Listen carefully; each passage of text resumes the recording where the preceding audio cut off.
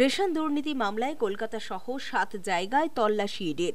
কলকাতা, বারাসাত, মেদিনীপুর, কল্যাণী, জয়নগর, পশ্চিম মেদিনীপুর সহ 7 জায়গায় তল্লাশি ইডির।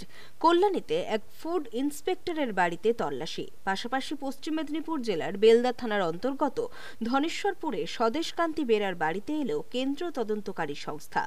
রেশন দুর্নীতি সংক্রান্ত বিষয়েই এই অভিযান। শুক্রবার সকালে ইডির আধিকারিকেরা এসে পৌঁছয়, কথা বলেন বাড়ির সদস্যদের সঙ্গে। এই ঘটনায় ব্যাপক শোরগোল স্থানীয় এলাকায়।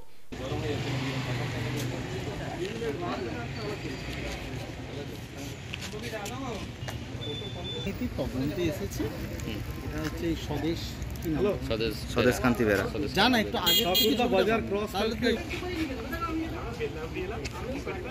লাইভ লোকেশন দিয়ে लो बगल में